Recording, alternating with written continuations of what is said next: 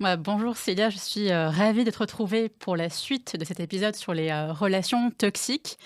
Et la première question que je vais te poser, c'est celle de te présenter de la façon Bien que tu sûr. souhaites. Enchantée d'être là, déjà à nouveau, de te revoir. Mm. Donc moi, je suis psychothérapeute depuis maintenant plus de 15 ans que j'accompagne mes clients à mieux se comprendre et à mieux comprendre les autres. Je suis également thérapeute holistique. En fait, je travaille de manière globale, c'est-à-dire corps, esprit, émotionnel, énergétique. Et j'accompagne toutes sortes de personnes sur différents problèmes. Ok. Et alors pour les personnes qui n'auraient pas encore écouté ou regardé, parce que Ouais, le podcast est aussi sur ouais. YouTube, l'épisode sur les relations toxiques, est-ce que tu pourrais brièvement nous rappeler ce qu'est une relation toxique, la différence avec les personnes toxiques, pour un peu recontextualiser les choses? Alors, la dernière fois, c'est vrai qu'on avait parlé de pas mal de choses et je vais juste retenir les mots-clés qui vont être importants d'une différence entre une relation toxique, de comportement toxique. Alors déjà, pour savoir si on est dans quelque chose de toxique, vraiment, j'ai rappelé aux personnes qu'il y a 4 piliers vraiment à retenir. C'est le manque de clarté, le manque de respect, le manque de réciprocité, d'équilibre et le manque de liberté. À partir du moment où il y en a un qui est bafoué ou plusieurs qui sont absents, on peut considérer qu'on est dans une relation toxique ou dans quelque chose qui est toxique en tout cas. Par rapport à ça et ce qui est important aussi, c'est, donc comportement toxique veut dire qu'on peut avoir des attitudes de manipulation, des comportements manipulatoires, mais en aucun cas être un manipulateur. C'est très différent entre avoir des comportements et être quelque chose. À Donc c'est ça partir qui du fait la moment différence entre une personne qui a des comportements toxiques et une personne toxique en soi? Oui, la différence vraiment, c'est que la personne peut adopter des comportements liés à plusieurs choses qu'on y reviendra après, alors qu'une personne qui est dans l'être, donc c'est-à-dire vraiment manipulatrice, on va vers l'ordre des personnalités Mm. toxiques ou des personnalités pathologiques, qui n'est pas du tout la même chose. Alors la grande différence entre les deux, c'est que ça va dans les extrêmes. C'est-à-dire que soit on est vers une toxicité moyenne, on va de plus en plus vers une toxicité dangereuse, et on considère que les personnes hautement toxiques, justement, sont de l'ordre des personnalités soit toxiques, soit pathologiques. Et donc là, la différence, c'est donc à la fois dans l'intensité du comportement, la Tout à fait. répétition. Et la répétition surtout, et puis le degré de gravité qui Mm. s'installe de plus en plus en fait. Ouais. Alors qu'une personne qui a des comportements toxiques ou même des attitudes de manipulation, comme on peut tous avoir, ça va être momentané, ça va être pas quelque chose de régulier. Et d'autant plus, la personne est capable de se remettre en Mm. question si on vient lui dire qu'il y a quelque chose qui ne va pas. Alors qu'une structure de personnalité, c'est carrément vraiment un mode de pensée, une manière d'être, vraiment, fait partie de la personnalité. Donc, du coup, ces personnes-là sont incapables de se remettre en question. Ça fait Mm. partie de leur mode de fonctionnement, c'est comme ça. Et alors, dans ces différents profils de personnes toxiques, qu'est-ce qu'on peut retrouver? Alors, avant de revenir aux différents profils toxiques, je voulais rappeler, donc, par rapport à ces 4 piliers, après, il y a 3 formes Mm. de toxicité. Nous avons la domination, qui est plutôt quelque chose en lien avec le rapport de force. On a également tout ce qui est de l'ordre de la manipulation, qui est plutôt quelque chose qui est de la ruse. Et après, on a tout ce qui est de l'ordre de l'influence, qui est plutôt la séduction, le charme, l'envoûtement. Donc ça, on va pouvoir l'élaborer et le voir plus en détail, que c'est pas tout à fait les mêmes choses, même si elles participent à des comportements qui peuvent devenir toxiques, mais qui ne le sont pas forcément au début. Mhm. Donc après, pour rappeler la dernière fois ce qu'on avait vu dans les personnes qui ont en fait des choses à résoudre, on va dire, ou des personnes qui n'ont pas résolu des traumas ou autres peuvent être toxiques avec elles-mêmes. Et donc, on va avoir différents traits. Ça peut être les gens qui critiquent, la jalousie, l'envie, le rabaissement, le complexe d'infériorité. Là, on va ce qu'on appelle vers des failles narcissiques, qui n'est pas du tout la même chose qu'un pervers narcissique, qui n'est pas du tout la même chose qu'une personnalité narcissique, en fait. Et les faits narcissiques, on en a tous. Voilà, les failles narcissiques, on peut en avoir tous. Alors, soit on en a parce qu'effectivement, on a eu des choses dans l'enfance non résolues, des carences affectives, des traumas, des comportements que des parents ont eu toxiques, qu'on a répétés comme habitude pour se défendre. Il faut rappeler que ça vient de l'ego, c'est un problème d'ego de toute façon. Que des personnes pathologiques, ce n'est pas du tout la même chose, c'est une personnalité. Mhm. Et donc, du coup, dans ces personnes qui sont toxiques, elles ont des comportements toxiques qui vont finir par nuire à elles-mêmes déjà, mais nuire également aux autres. Et là, on rentre dans le côté justement toxique. c'est que ça commence à nuire à l'autre. C'est là qu'on peut parler de toxicité. En fait, c'est-à-dire qu'on dépasse la frontière, la barrière entre soi et l'autre. La personne qui est toxique, elle va justement dépasser les limites. Elle ne tient plus compte des limites de l'autre, en fait. Donc c'est là où ça devient toxique, en fait. Alors il y a déjà cette partie-là, mais quand on est toxique aussi avec soi, c'est qu'on ne met pas de limites non plus. C'est-à-dire qu'on est, peut être on laisse violent envers ouverte soi-même. aussi on laisse aussi la porte ouverte à laisser rentrer le toxique en nous aussi. Et c'est pour ça que là, on va parler de problèmes liés à l'enfance, d'abus. Souvent, les personnes qui ont été abusées sont des personnes qui n'ont plus du tout de repères et les bonnes limites, en fait, parce qu'elles ont tellement été envahies et, comment je dirais, une intrusion de leur être qu'elles ne savent plus du tout où est la juste limite, en fait. Et ça se manifeste comment, cette perte de limite pour la personne elle-même, quand elle a été abusée dans l'enfance ou... Par expérience, donc de mes clients qui ont subi des abus, sont des personnes déjà qui ne se rendent même plus compte qu'elles subissent des abus. Donc ça va au-delà juste de dire j'ai été abusée, elles ne s'en rendent pas compte. Elles sont obligées, on va dire, de venir en séance pour se rendre compte qu'il y a quelque chose qui ne va pas, parce qu'elles peuvent ressentir un mal-être ou une incompréhension, mais elles ne font pas forcément le lien avec les abus. Elles pensent juste que c'est elles qui ont un problème ou qu'elles ont quelque chose à revoir de leur passé ou autre, ou quelqu'un leur a dit d'aller voir un thérapeute, mais d'elles-mêmes, elles ne se rendent pas forcément compte. Là, je parle vraiment des gens qui ont été abusés très tôt dans l'enfance. Je ne parle pas des gens qui ont eu un abus momentané, comme par exemple un viol, malheureusement. Oui, c'est un abus, effectivement, mais ce n'est pas un abus répétitif. Ce n'est pas un abus qui a installé, une forme de vision qui dirait que je me rends plus compte. La personne se rend compte que là, il y a eu intrusion, en fait. Et après, effectivement, il y a des séquelles. Mais quand on est enfant, on s'habitue. Mais on s'habitue et ça devient un mode de vie, un mode de, de quotidien, de façon d'être, et que c'est normal. Ça, c'est normalisé, en fait. Mais concrètement, il y a quel type d'abus que tu peux retrouver Alors, il peut y avoir plusieurs abus. Je peux donner des exemples. Déjà, par exemple, au niveau parental. Alors, les abus, quand on dit abus, c'est vrai qu'on a souvent le mot sexualité qui vient en ligne de compte, pas forcément.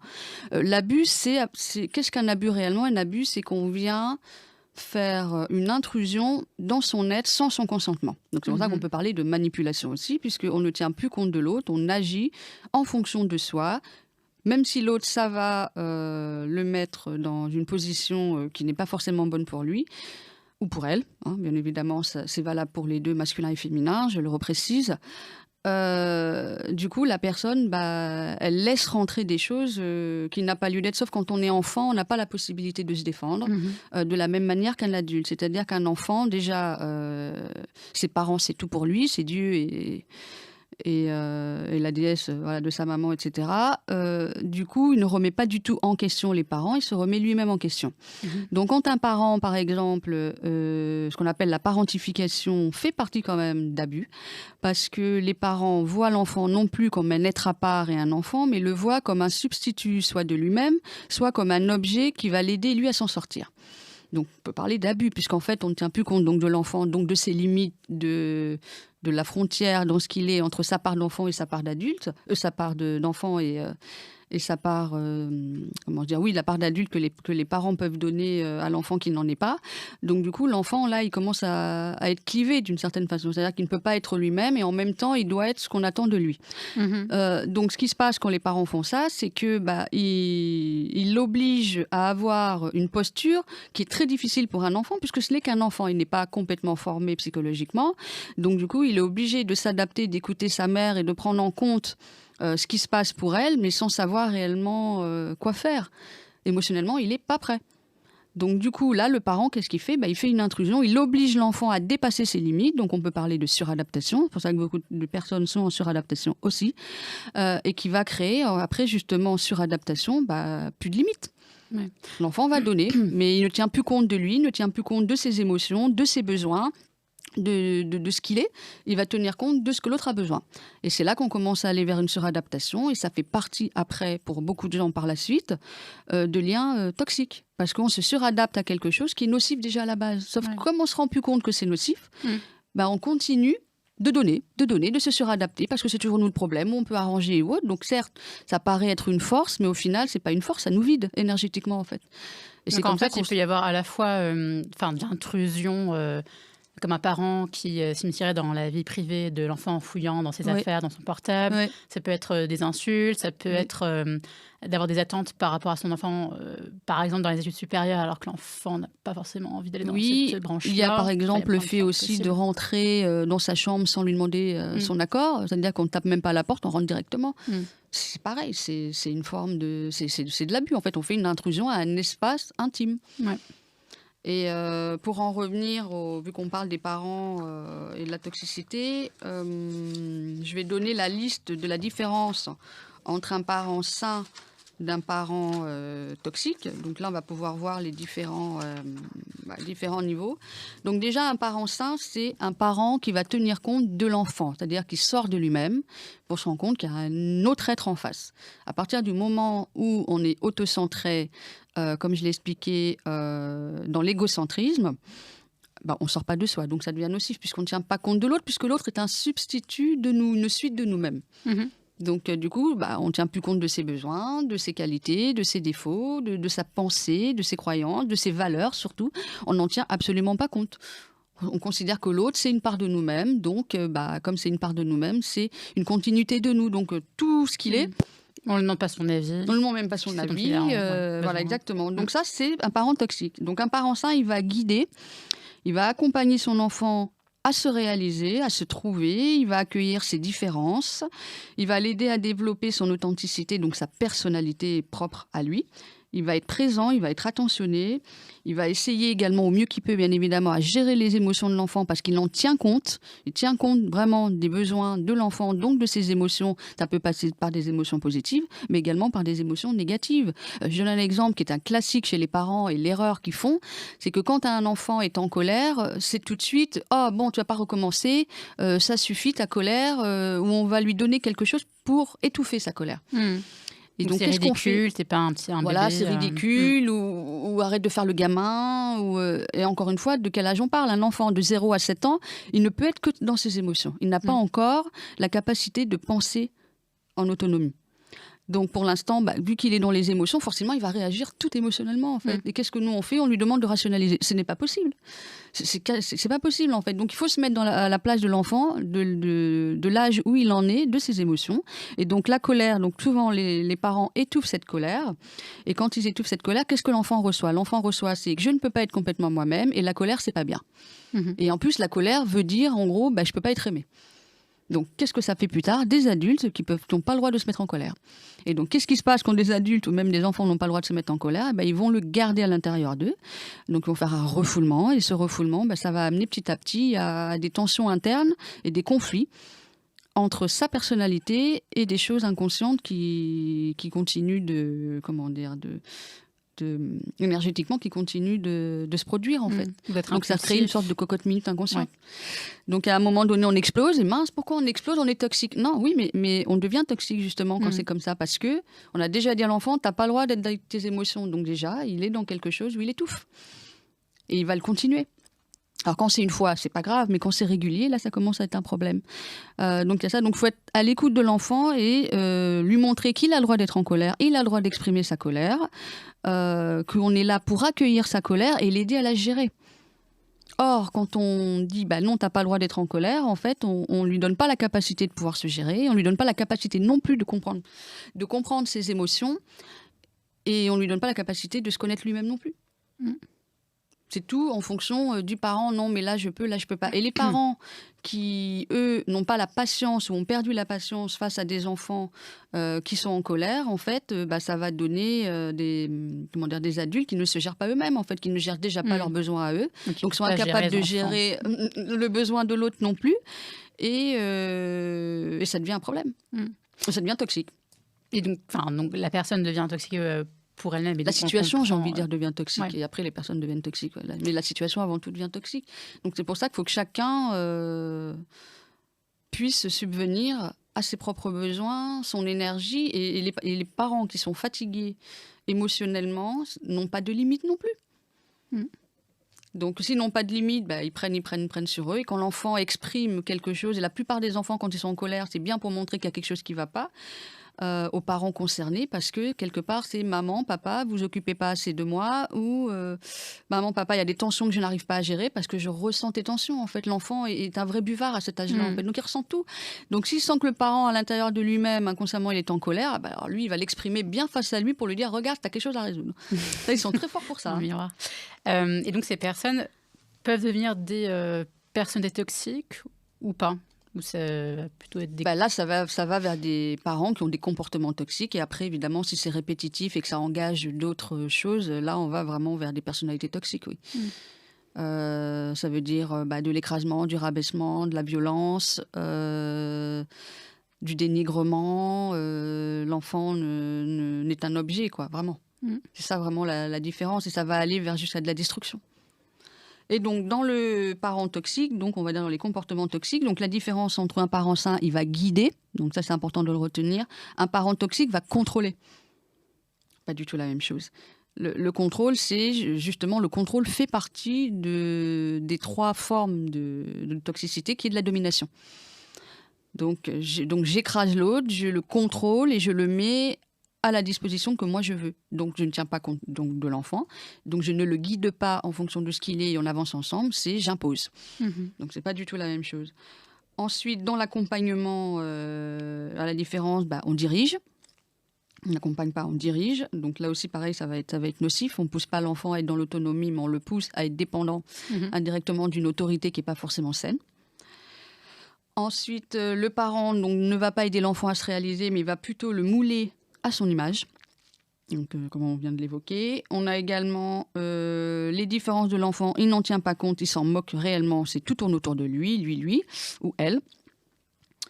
Donc après, le parent sain va aider à développer l'authenticité de l'enfant, alors qu'un parent toxique va plutôt forcer à être quelqu'un d'autre, ce qu'on attend de lui. Donc souvent, ça peut être des parents qui en attendent beaucoup dans le côté social aussi. Tu dois bien faire tes études, tu dois bien te comporter, tu dois être ceci, tu dois être cela. Mais l'enfant n'est peut-être pas comme ça non plus. Après, un parent qui est sain, donc il est présent et attentionné. Or, quand il est toxique, il est absent souvent et il est négligent.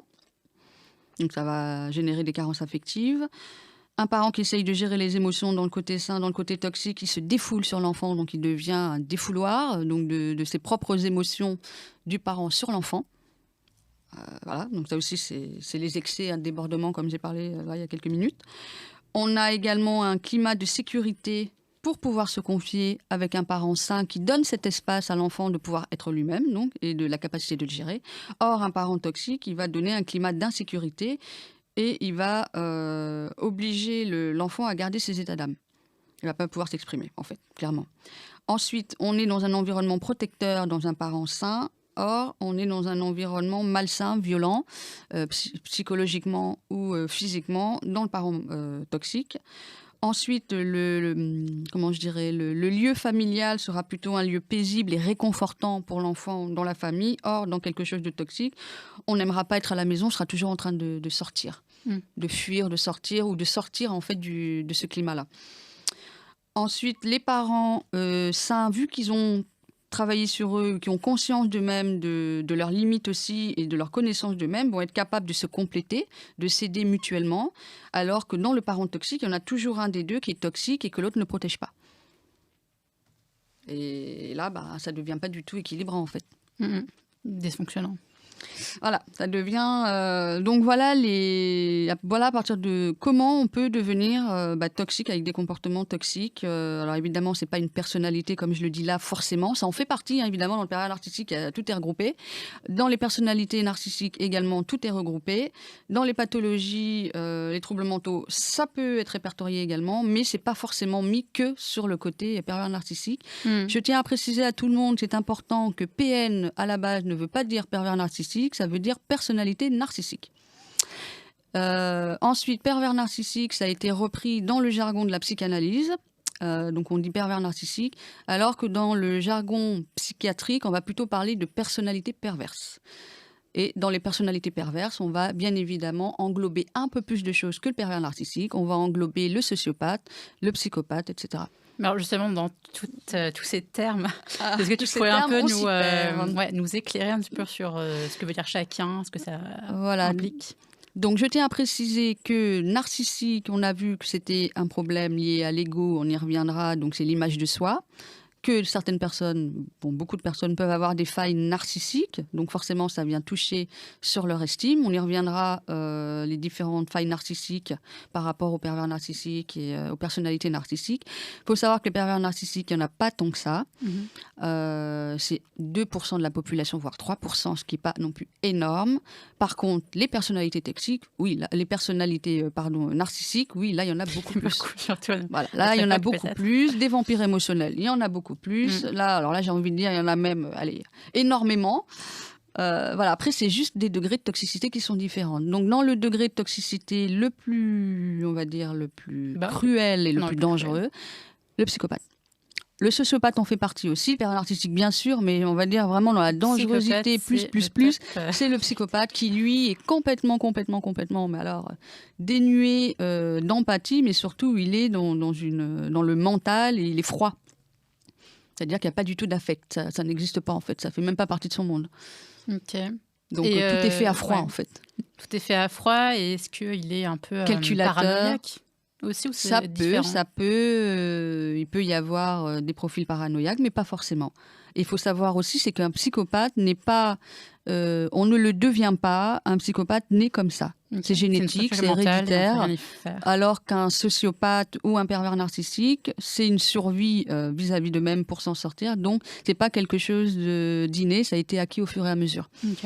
Voilà la différence. Donc, du coup, c'est vrai que le psychopathe va être beaucoup plus malin, beaucoup plus intelligent. En général, ce sont des personnes très, très intelligentes qui savent très bien ce qu'elles font dans le côté stratégie à calculer, et elles exercent superment bien au niveau des entreprises et tout, parce que elles sont pas du tout à l'écoute de leurs émotions, donc elles peuvent transgresser, elles peuvent dépasser les limites que peu de personnes peuvent faire en fait. Donc elles ont cette capacité énergétique très, très puissante par rapport à ça, et de l'autre côté bien évidemment elles détruisent.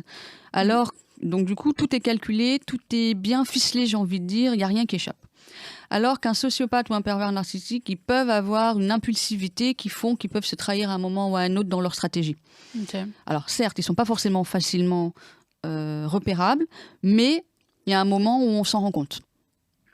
Alors que le psychopathe, non, il peut vraiment réussir brillamment à masquer jusqu'au bout. Il y en a beaucoup des psychopathes. Il y en a, oui, il y en a. Et les sociopathes, il y en a aussi. Ok. Plus que les Par pervers contre, narcissiques. sociopathe n'est pas forcément un meurtrier. Psychopathe, on en fait partie. Mais le sociopathe, non, sociopathe, c'est quelqu'un qui est antisocial. Antisocial, ça veut dire quoi? Ça veut dire que c'est une personne qui ne tient absolument pas compte du social, il ne fonctionne qu'avec lui-même. Mais est-ce que, par exemple, le Et- psychopathe, c'est une absence de surmoi, par exemple, qui fait que on peut jusqu'à tuer quelqu'un parce que il y a plus ce surmoi qui nous interdit de faire des choses. Bah, ils sont dans du fantasme, hein. Donc ils ont un esprit très dans le fantasme, et ils ont une vision des choses qui nous échappent, hein. Mais surtout que pour eux, tout est juste. Ils ont raison, tout est juste, c'est normal de faire ça. La notion du bien et du mal, elle n'existe pas pour eux. J'agis comme je dois agir, je suis comme ça, parce qu'effectivement, c'est une personnalité. Mhm. Donc la personnalité, elle agit comme elle doit agir, en fait. Vous voyez ce que je veux dire? Maintenant, effectivement, c'est nocif pour les autres, quoi. Parce que ça ne s'adapte pas du tout à notre mode de fonctionnement à nous, hein. Non, ça, c'est sûr que c'est très à part. Ouais. Mais pour eux, tout est normal. Mhm. Alors, après, dans le pervers narcissique, donc évidemment, à partir de pervers narcissique, sociopathe, psychopathe, on est vraiment dans des prédateurs qui ont besoin d'une proie pour assouvir leurs propres besoins, pour pouvoir exister, pour pouvoir avoir une substance, parce qu'eux-mêmes sont vides, et j'appelle vraiment ça le vide abyssal, quoi. Mais vide de quoi? Enfin, d'amour. Ils sont d'eux-mêmes, vides du moi, en fait. Mm. Ils sont que dans l'ego, ou ils sont que dans une défense de l'ego. Donc, pour en revenir plus en détail là-dessus, pour que les personnes comprennent, je vais redire Parce qu'il y a un texte, ego, qu'on va revenir à l'ego égoïsme, aussi, parce que c'est important de égocentrique. vraiment comprendre le concept de l'ego. Mm. En gros, le pervers narcissique, donc ça va se rejoindre après pour les autres structures indirectement, c'est le faux ego a pris en charge les fonctions de l'ego du moi. Donc, on a un ego, mais après, il y a un dédoublement. Donc, il y a un faux ego qui se crée aussi. Et en fait, ce faux ego va être un médiateur entre le faux ego et l'ego de la personne qui fait partie du moi. Donc, du coup, c'est le médiateur, en fait, pour pouvoir gérer des impulsions et des principes moraux, pour fonctionner en harmonie entre soi et la réalité, bien évidemment la réalité du pervers narcissique, je précise bien, en prétendant être unique, parfait, idéal. Donc, il va se créer un dédoublement de quelque chose qui va lui permettre de pouvoir faire face à son ego, son moi en fait. Et donc ça lui donne un sentiment de surpuissance grâce à ce faux ego qui est devenu donc un surhomme capable de s'opposer aux abus, aux punitions, aux humiliations, aux insuffisances et face aux émotions désagréables. Donc le moi fictif idéalisé a la capacité de s'opposer en faisant barrage entre un surmoi agressif et un moi blessé. Moi blessé, donc on a parlé de l'ego, et le surmoi agressif qui est donc le faux ego qui va pouvoir arriver à gérer ça. Donc le faux ego, lui, aura un contact avec l'extérieur, qui va se renforcer constamment, d'où on parle de narcissique, et qu'il a toujours besoin de l'image de l'autre et de se nourrir à travers l'autre pour se valider que son faux ego, c'est il est valable, il est bien dans tous les aspects positifs. Et après, il y a évidemment la contrepartie. Donc du coup, avant cette contrepartie, donc on va être beaucoup dans tout ce qui est attention, admiration, tout ce qui est côté grandiose. Donc tout va être vraiment... tout est fait en fait pour nourrir le côté narcissique, quoi. C'est le meilleur dans tout, que ça soit physique. Donc ils ont très... comment je dirais, l'apparence va compter énormément, le luxe va compter, tout ce qui est lié à l'ego. De toute façon, l'ego, de façon générale, déjà sans parler du faux ego, l'ego, déjà, il est dans les possessions. C'est-à-dire, on existe à travers quelque chose. Donc, ça veut dire quoi? Ça veut dire j'existe, en fait, avec... si j'ai réussi matériellement, je suis la réussite, donc l'ego, je suis ceci, je suis cela. Je suis mes possessions, je suis le côté matériel, je suis mes réussites financières, entreprises, tout ce qu'on veut. Je suis toutes ces choses-là. En dehors de ça, il n'y a rien d'autre dans l'ego. L'ego, il se base que sur ce qu'il connaît. C'est-à-dire que l'ego, lui, il est en mode de se protéger soi. C'est-à-dire la défense de nos valeurs, de notre système de croyances. Ça ne veut pas dire qu'on a raison, c'est juste une défense. Et donc, plus on a subi des traumas ou des carences affectives ou autres, et plus on a un ego qui est blessé. Et donc forcément, qui dit un ego blessé dit une mauvaise estime. Et qu'est-ce que l'extérieur va renvoyer? Si l'extérieur renvoie du négatif, c'est pire. Donc on a besoin de compenser ce manque par une approbation extérieure constante. Mais du coup, c'est dans le pervers narcissique, c'est accentué. Ouais, mais c'est une validation que dans l'avoir ou aussi dans l'être? Ce besoin d'être validé tout le temps par l'extérieur, qu'on nous renvoie une bonne image de nous-mêmes? Alors, là, j'ai parlé vraiment de l'ego, parce que l'ego, c'est très mental. C'est pas du tout dans les émotions. L'ego, il est complètement basé sur le passé, sur ses souvenirs, sur ce qu'il est. Il a été conçu comme ça. Donc, c'est pour ça que de diaboliser l'ego, c'est pas une solution non plus. De dire on n'a plus besoin d'ego, c'est une grave erreur. L'ego, c'est ce qui nous permet de nous maintenir aussi. C'est juste qu'à un moment donné, l'ego doit être équilibré. Il y a beaucoup de déséquilibre dans l'ego, parce que les gens font pas un travail sur eux. Donc c'est pour ça que ça va commencer à être justement dans des comportements toxiques, c'est que l'ego est problématique dans l'histoire. Sauf que ce qui se rajoute dans le pervers narcissique, c'est que l'ego blessé va rajouter un autre ego, un faux ego. Donc un autre ego qui, lui, va pouvoir faire face à l'extérieur. Que l'ego blessé, lui, je vais l'expliquer après, qui n'est pas du tout la même chose. Et donc, du coup, dans ce faux ego, donc on peut parler également du surmoi, donc le surmoi, c'est ce que l'on compare, ce que l'on est avec ce que l'on souhaite. Donc, c'est l'ego idéal dans l'absolu, les réactions avec les normes sociales, etc., les masques sociaux, etc. Le moi, donc de l'ego du moi, lui, il est la négociation entre soi et le monde extérieur, comme je l'ai expliqué, les pulsions et notre surmoi. Plus c'est instable, plus la personne sera impulsive, en fait. Parce que... la négociation se fait pas bien en fait. Donc du coup, c'est le cas pour les pervers narcissiques. Et donc le surmoi, il est immature, sentiments tels que la honte, culpabilité, angoisse, rage, difficile à gérer donc pour un enfant, donc à la base. Donc il est devenu exigeant, jugeant, cruel, plein d'objectifs. Il n'est pas conscient de lui-même objectivement. Il est à travers son faux moi. Il s'est créé ce faux moi pour pouvoir y faire face. Donc il n'y a aucune connexion avec les émotions, comme je l'expliquais, ni l'empathie. Donc après l'idéalisation, le partenaire sera soumis au surmoi sadique. Donc le surmoi qui pose problème. Et c'est là où les choses se renversent, c'est que la partie soi-disant, comment je dirais, la belle apparence qui va montrer, bah ensuite ça va venir réveiller la contrepartie, hein, donc forcément ça va se réveiller. Et cette contrepartie, c'est le surmoi qui est sadique, qui attaque, mais ce surmoi, il est incapable, le pervers narcissique, de le voir, donc il le projette. Donc quand il le projette, ça veut dire que c'est toujours calqué sur l'autre. Donc tout ce qu'il voit de lui-même, il ne le voit pas réellement, il le projette sur l'autre. Donc tout ce qu'il va dire à l'autre, c'est lui en fait. Et donc, il cherche à neutraliser les défenses de l'autre pour que ça se retourne contre l'autre et non contre lui. Donc, on peut vraiment parler comment dire, d'énergie chaotique. Et j'y reviendrai parce que l'énergie chaotique, elle est importante à comprendre. Et c'est ce qui fait qu'une personne est perverse. Oui, là, je parle vraiment du pervers narcissique. Pervers, ça vient du latin perversum, qui veut dire en gros quelque chose qui bouscule, quelque chose qui... comment dire, qui inverse. Donc en fait, la notion du mal devient le bien, tout est inversé dans le côté pervers en fait. Donc il n'y a plus cette notion de bien et de mal, c'est tout inversé.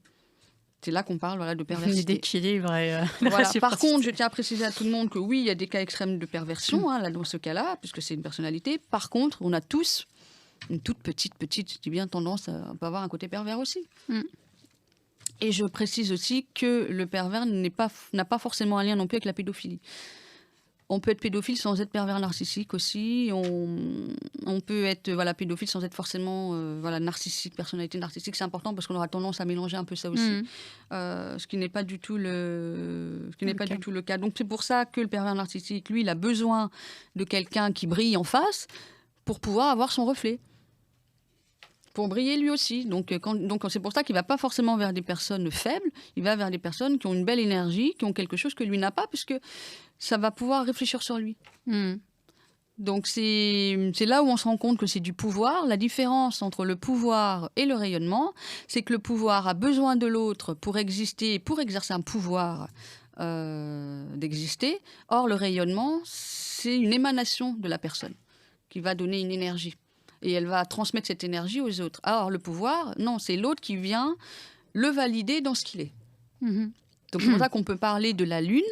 La Lune réfléchit, or le Soleil émane. Donc, c'est important, voilà. Donc, c'est pour ça que le pouvoir, le chaos, on est plus sur quelque chose qui reflète quelque chose. Or, le Soleil, lui, rayonne. C'est pas du tout pareil. Voilà. Donc, le chaos... le chaos, en fait, ce qu'il faut vraiment comprendre dans le côté chaotique, c'est qu'il n'y a pas de structure dans le chaos. Le chaos, ça peut être tout et n'importe quoi. Si on regarde l'inconscient, si on se met vraiment à réfléchir 2 secondes sur l'inconscient, on peut dire que c'est quand même, d'une certaine façon, quelque chose de chaotique. Il y a tout. Il y a le bon, il y a le moins bon. C'est vrai qu'à l'époque, on mettait... avec Freud ou autre, que c'est toujours des choses négatives, des pulsions négatives ou autres qu'on pouvait avoir avec l'inconscient, comme le disait Freud ou autre, qui n'est pas le cas, forcément. Il y a des choses positives dans l'inconscient, c'est-à-dire des ressources insoupçonnées, des potentiels, et c'est pour ça qu'on parlera plus de subconscient que d'inconscient. C'est pour montrer l'échelle de conscience un peu plus élevée, mais qui fait partie de l'inconscient quand même. Après, on peut parler de l'inconscient collectif, donc on est dans un fourre-tout. Donc, alors à l'époque, on disait aussi que l'inconscient était une poubelle. Non, peut-être pas. Il y a eu ce mot-là. C'est peut-être pas une poubelle, mais ça reste quand même quelque chose où il y a énormément de choses. Donc, à un moment donné, ce que j'ai envie de dire à mes lecteurs qui est important, c'est le raisonnement. Il y a un moment où il faut travailler le discernement, il faut travailler la raison, parce que quand on parle de discernement et de raison, on parle en fait de frontières et de limites. La raison, c'est ce qui nous permet d'avoir une limite. S'il n'y a pas de raisonnement, il n'y a pas de limite, donc c'est la porte ouverte à tout et n'importe quoi. C'est-à-dire que la personne va agir non plus en fonction d'un raisonnement, mais va agir en fonction de pulsions, de souvenirs, de traumas, un ensemble de choses en fait. Et donc voilà, donc le chaos, comme je dirais, c'est de mettre de la lumière dans le chaos, mais la lumière c'est quoi ? C'est la conscience, c'est la raison, c'est le discernement. Et je précise, la raison n'a rien à voir avec le mental. Le mental, quand les gens parlent du mental, le mental en fait c'est souvent... une identification de l'ego, déjà le mental, et deuxièmement, le mental, on est beaucoup dans comment je pourrais dire, la rumination mentale, on ressasse les choses, c'est englué avec de l'émotionnel, ça part dans toutes les directions. Or, le raisonnement, c'est une réflexion, ça nous pousse à introspecter à l'intérieur de nous-mêmes. Et le problème aujourd'hui, c'est que les gens ne sont plus dans cette introspection profonde à l'intérieur d'eux-mêmes, ils ne font que répéter ce qu'ils ont vu, ou ils ne font que enregistrer, mais pour moi, c'est pas un travail constructif parce qu'il y a un moment où on a besoin de passer par nos filtres, nos propres croyances, nos propres expériences pour commencer à voir les choses. Or, si on reste dans du superficiel où l'autre nous a dit des choses, oui, c'est bien, ça donne une piste. Mais cette piste, est-ce que pour autant on la retient? Est-ce que cette piste pour autant va faire changer les choses? Non. Clairement, non. Et alors, juste pour finir sur les personnalités toxiques, Oui. si on revient au narcissique, donc c'est également une blessure de l'ego à la base. Et comment ça se manifeste en fait, les comportements d'un narcissique? Alors, on va y venir. Donc, je voulais juste rajouter aussi dans le faux soi, donc c'est un côté protecteur qui fuit la honte du vrai soi, hein, comme on l'a vu, donc l'enfance échouée, donc du pervers narcissique. Donc, c'est pour ça que j'ai parlé de malédiction dans l'autre Dans la première podcast partie. de survie, parce que c'est un drame vis-à-vis de lui-même. Tout est Il est fait pour ne dépendant. pas aller dans cet enfant blessé, en fait, quelque part. Par contre, quand je dis tout ça, je tiens à mettre des pincettes. Ça ne veut pas dire que la compréhension excuse. Simplement, ça nous permet de mieux comprendre, Comprendre et pour pas beaucoup de accepter. gens, une structure qui est difficile à comprendre. Voilà. Donc maintenant, ça c'est pour le pervers narcissique qui va donc jusqu'à la dangerosité. Le but, c'est de nuire et il jouit de la souffrance de l'autre. Pourquoi? Parce que ça lui exerce un pouvoir sur lui et une illusion de toute puissance. Enfin, sur de l'autre, un surpuissance. pouvoir sur l'autre, non? Hmm. T'as dit un pouvoir sur lui, un pouvoir sur l'autre? Ou Ça lui donne du pouvoir sur lui-même aussi. Oui, aussi, c'est vrai. C'est ça, en fait, que je veux dire, c'est que ça lui donne... Mm. Il se sert de l'autre pour s'approprier ce pouvoir et de dire je suis tout puissant et je peux faire ce que je veux, en fait. Tu vois ce que je veux dire? Et j'ai même envie d'aller plus loin, mais bon, ça c'est une petite anecdote vraiment personnelle, mais quelque part, le pervers narcissique se croit au-dessus de Dieu, quoi. C'est peut-être pas faux. Et c'est ça qui fait que c'est dangereux, parce que j'ai envie de dire à tout le monde qu'on se prend pour Dieu, c'est très bien, puisqu'on est fait de Dieu. Mais maintenant qu'on se prend au-dessus de Dieu, c'est là où j'invite à la prudence. Donc les gens qui commencent à dire « je suis au-dessus de Dieu », méfiez-vous. Bah oui, parce que Quand j'ai entendu, ça joue mais dessus. Je me méfierais. Oui, parce que ça veut dire qu'on est au-dessus de la nature, de la vie, de l'humain. Donc on est quoi en fait? On n'est plus humain. On n'est plus... voilà. Donc ça se posait des questions là-dessus. Voilà. Donc du coup, voilà. Donc pervers narcissique, c'est ça. Donc il va détruire absolument pour lui exister. Il a besoin de détruire, on ne peut pas faire autrement. Par contre, la personnalité narcissique, elle ne va pas forcément détruire l'autre, mais elle va être très pénible. C'est vrai que ce sont des gens qui vont être extrêmement pénibles parce que ils ont aussi le côté de la folie, de la grandeur de la même manière. Alors, il y a plusieurs profils narcissiques. On a le grandiose qui est très connu, qui est un peu plus visible, on va dire. Celui qui est moins visible, c'est le vulnérable. Et on va avoir aussi le vulnérable, on a le caché et après on a le pervers. Ça veut dire quoi? Bon, le grandiose, tout est fait pour briller. Hein, moi, je. Le vulnérable, à l'inverse, c'est ça qui est important à comprendre, c'est que le narcissique, il a une haute estime de lui-même, mais un ego fragile. Dans tous les cas, pour tous. Alors, comment c'est possible? Enfin, ça, j'ai du mal à comprendre. Comment il peut avoir Alors, ce que j'essaye de dire, c'est que la personnalité narcissique a une haute estime d'elle-même, c'est-à-dire qu'elle se croit au-dessus de tout le monde, qu'elle est meilleure que tout le monde, que tout ce qu'elle fait, c'est meilleur que tout le monde, que personne ne peut faire mieux qu'elle. Tout est tourné autour d'elle, mais dans la supériorité. Ça, c'est vraiment pour le grandiose. Maintenant, pour la personnalité narcissique vulnérable, même s'il peut avoir un côté de haute estime, il va surtout le camoufler. C'est-à-dire qu'il ne va pas le montrer en moi-je, il va plutôt se montrer en infériorité, qui est l'inverse. C'est-à-dire qu'au lieu d'aller dans le moi j'ai fait ceci, j'ai fait cela, dans le vulnérable, on va être plutôt on va se comporter plutôt entre guillemets comme quelqu'un de plus fragile. Mais j'ai pas assez confiance en moi. Pourquoi? C'est parce qu'il est complexé, il veut pas. Oui, c'est-à-dire que sa manière d'agir n'est pas du tout la même. Il est dans une vulnérabilité beaucoup plus grande et il l'exprime entre guillemets plus facilement que le grandiose, pas du tout. Lui, il se masque complètement dans la supériorité. Ensuite, après, le narcissique caché, c'est qu'on le voit pas, on voit rien, on a l'impression que c'est quelqu'un de complètement normal. Il n'y a rien qui apparaît. Okay. Et après, le pervers, c'est dans le côté sadique, etc. Quoi. C'est ça la différence. Après, on a aussi ce qu'on appelle le narcissique tyrannique. On a le narcissique aussi, le vulnérable, ça peut faire penser aux victimes. Des gens qui sont toujours en train de se victimiser, c'est une façon de se mettre en avant, de la même manière. Ouais. Tu vois ce que je veux dire? C'est que, je vais donner un exemple qui est très marrant. dans les histoires que j'ai pu entendre et lire. Dans le milieu des religions, enfin les curés, les prêtres, etc., j'avais voilà, entendu une histoire vraiment... voilà. Ça m'a fait gentiment sourire, mais pour dire qu'on en rencontre de partout, des personnalités narcissiques. C'est-à-dire que, alors c'est un prêtre voilà, qui a fait venir un autre prêtre, et il devait faire pas une conférence, mais une sorte de messe... bref, un truc voilà, philosophique, etc. Et en fait, ce qu'il faut comprendre, c'est que excusez-moi, la personnalité narcissique, en fait, elle adore être mise en avant. Donc, plus elle est le centre du monde, plus elle s'éclate. Sauf que la plupart des gens, ça va faire deux chemins pour les gens. Soit j'admire cette personnalité-là parce que waouh, elle a du cran, waouh, elle a du charisme. Ça n'empêche pas d'avoir du charisme, d'être leader, d'être bon dans ce qu'on fait, hein, dans la personnalité narcissique. Hein. Et il y a ceux à qui ça reboot. On se dit, celui-là, il se prend pour qui voilà. Donc, il y a les deux. Donc, du coup, qu'est-ce qu'elle fait, la personnalité narcissique ? Elle va s'attacher à ceux qui l'admirent. Elle va les adorer. Elle va dire, mais c'est merveilleux. En fait, je suis enfin avec des gens qui me valorisent, qui me valident, qui m'admirent. Mais je me sens merveilleusement bien. Donc, du coup, j'ai ma drogue, quoi. C'est vraiment ça. Et donc, du coup, donc, tant que tout va dans son sens... et qu'il est mis en avant, c'est génial. Et donc, ce prêtre qui avait embauché cet autre prêtre, en fait, au début, il était admiratif. Il a dit, waouh, il parle super bien, il a une élocution, il a un charisme. Waouh, ça plaît. Et il se rend compte au fil du temps que, en fait, il prend toute la place. L'autre prêtre n'a plus aucune place. Il arrive à peine à parler que l'autre, à chaque fois, lui coupe la parole. Parce que ça fait partie de la personnalité narcissique de couper la parole aussi. Hein. Donc, la personne va couper la parole pour revenir à elle. Tout est tourné autour d'elle. Donc, dès que ça vient à l'autre, on revient à moi. Tout le temps. Et il y a un moment où l'autre il n'existe plus. Il y a un moment où l'autre n'a plus du tout de place. Et comme il n'a plus du tout de place, au moment où il a envie de reprendre sa place, là, ça passe pas. Ça passe pas du tout, en fait, pour la personnalité narcissique. Elle ne comprend même pas, en fait. Elle est en train de dire, ah bon, mais qu'est-ce que t'as ? Et puis, elle va sous-estimer ses émotions. Ses émotions n'ont pas d'importance. Alors, ce qui est paradoxal, justement, c'est que les émotions de l'autre n'ont pas d'importance. Par contre, ce genre de personne, c'est très bien en jouer. C'est ce qu'on appelle l'empathie cognitive, c'est-à-dire que c'est une empathie de compréhension des émotions de l'autre, mais sans forcément les ressentir.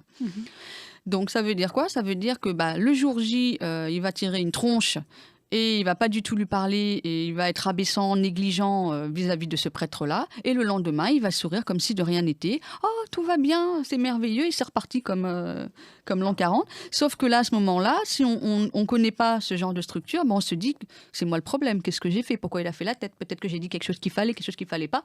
Et c'est là où on commence à rentrer dans quelque chose qui n'est pas bon pour nous, en fait. Parce que là, il n'y a rien à remettre en question sur nous, c'est l'autre, là. Et c'est pour ça que les gens qui sont dans l'empathie, l'hypersensibilité, les hauts potentiels et toutes ces autres structures neurologiques vont automatiquement se poser des questions. Ça va faire une rumination mentale interminable et c'est là que ça commence à créer l'emprise et on va y venir. Mais voilà, et donc du coup, dans ces personnalités-là, elles se servent, c'est un objet et tout est fait pour ramener à soi. Par contre, certaines personnalités narcissiques, quand elles ont connu des drames terribles, quand je dis drame terrible, c'est-à-dire un drame social, un drame qui les a fait chuter dans leur ego, là, ça va les obliger à se remettre en question. Donc là, potentiellement, je dis bien potentiellement, ce n'est pas toujours le cas, elles peuvent commencer à se dire qu'en fait, tout ça, ce n'était qu'un miroir. Ce n'était qu'une illusion. Mais c'est très très dur pour ces personnes-là, parce qu'il faut comprendre que quand elles réalisent ça, c'est la dépression. La dépression, c'est que toute la structure, elle est complètement en manque de repères et elle est déstructurée, justement, et la personne, elle ne sait plus. Donc c'est la dépression qui vient. La dépression permet, en fait, de mettre la personne dans un état pour arriver à se situer. Alors certes, c'est terrible, la dépression, hein, c'est pas marrant de la vivre, mais elle est nécessaire. Pour pouvoir se reconstruire sur de meilleures bases. Elle est nécessaire pour recontacter. Parce que la dépression, quand on est en dépression, le monde extérieur n'a plus d'importance, tout est fade. Donc on est obligé de revenir à soi. Ça oblige à une introspection, la dépression, malgré tout. On n'arrive plus à avoir l'extérieur qui nous nourrit. Donc à ce moment-là, alors je ne parle pas pour toutes les dépressions, un certain type de dépression, dont la personnalité narcissique. Mais donc du coup, à ce moment-là, elle va peut-être potentiellement possibilité de se remettre en question. Et de se dire, ouais, mais en fait, je me suis fait une fausse image de moi. Ma toute puissance que je croyais n'en est pas, en fait. Mais quand je parle, je reviens au narcissique vulnérable, Pour les grandioses, eux, ils adorent se mettre en avant, briller en société. Mais pour les vulnérables, justement, ils aiment pas Il est vu dans qu'ils sont l'infériorité. Alors, un exemple voilà, du vulnérable qui est un classique aussi. On peut le confondre un petit peu avec les vampires émotionnels parce que ça se rejoint un petit peu. Alors, on va donner un autre exemple dans un groupe. Par exemple, il y en a toujours un qui va se mettre en avant. mmh. C'est un classique. Et donc, celui qui va se mettre en avant, donc autant c'est dans le grandiose, c'est moi-je et je sais tout bien faire et je lance mon panel et regardez le pan qui est en train de faire sa roue. Ah ça Alors que dans le vulnérable, c'est plutôt dans la victimisation. C'est-à-dire, moi j'ai beaucoup souffert, moi vous vous rendez pas compte, mais c'est terrible tout ce que je suis en train de vivre, j'ai la maladie de machin, je crois que vous réalisez pas à quel point c'est dur pour moi et tout est tourné autour de ça. mmh. Et donc quand on entend le groupe, qu'est-ce qui se passe à ce moment-là où on se rend compte que c'est une personnalité narcissiste et qu'elle ne laisse pas la place aux autres de parler, elle revient à elle sans arrêt. Donc un exemple, la personne du groupe va dire bon ben madame, ça serait bien de laisser les autres parler. Elle va dire non mais vous vous rendez pas compte, vous me coupez la parole. Une dame comme moi qui est tellement de souffrance, tellement durée de choses, vous vous rendez pas compte et donc du coup elle monopolise encore tout l'espace.